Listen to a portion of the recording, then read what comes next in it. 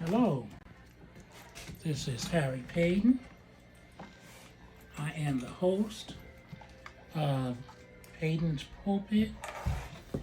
This is season 1, episode 8.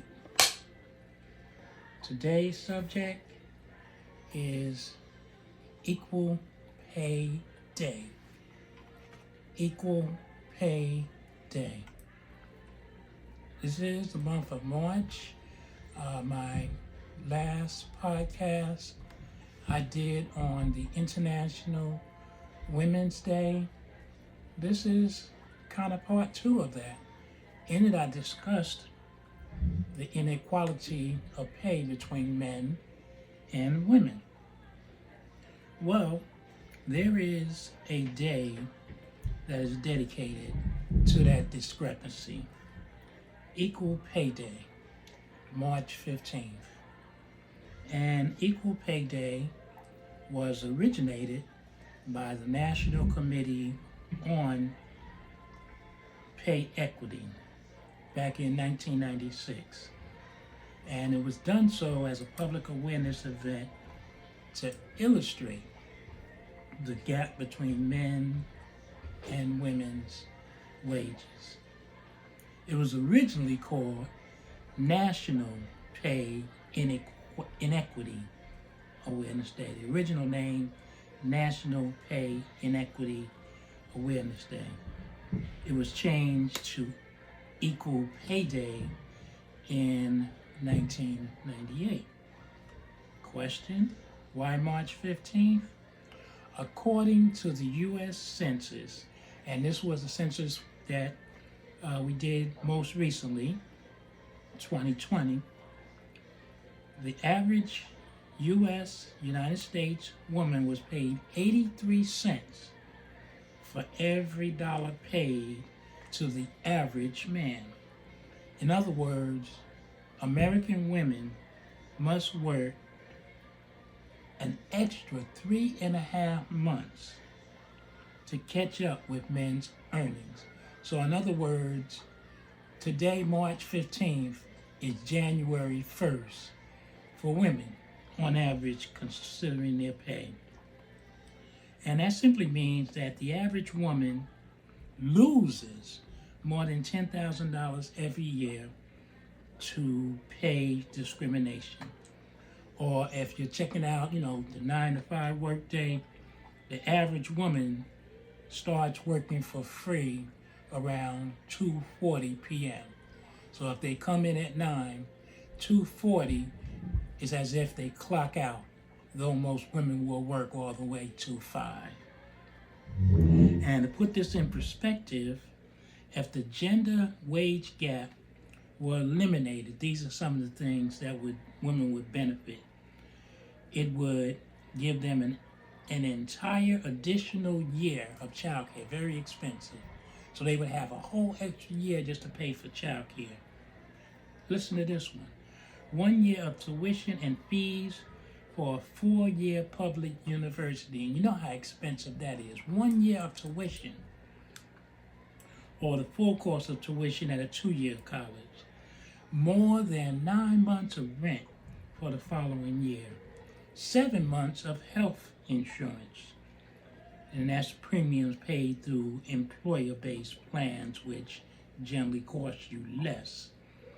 More than a year's worth of food or enough money to pay off their student loan debt in under 4 years.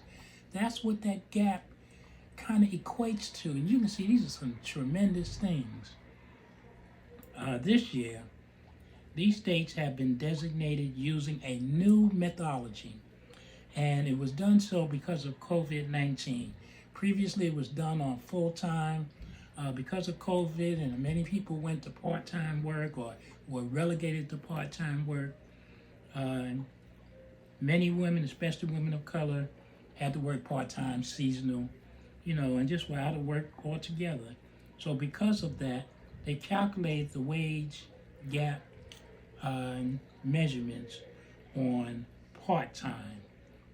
So for 2022, the Equal Pay Day Coalition encompassed a broader cross-section of women, including those who work part-time or seasonably, to represent a more accurate picture of how the gender pay impacts diverse communities.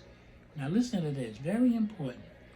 Asian American, Native, Hawaiian, and Pacific Islander Equal Pay Day is May the 3rd. So this is pushed even more further back. Black women's equal pay, September the 21st. On average, black women would have to work all the way to September. September 21st would be their January 1st. But that's unconscionable, but listen to this. Native Women's Equal Pay Day is November. It's almost the end of the year. Native Americans are paid 50 cents for every dollar paid to white men. I forgot this element for black women. Black women earn 58 cents for every dollar paid to white men. And Latina Pay Day is December the 8th. Latinas are paid 49 cents for every dollar paid to white men.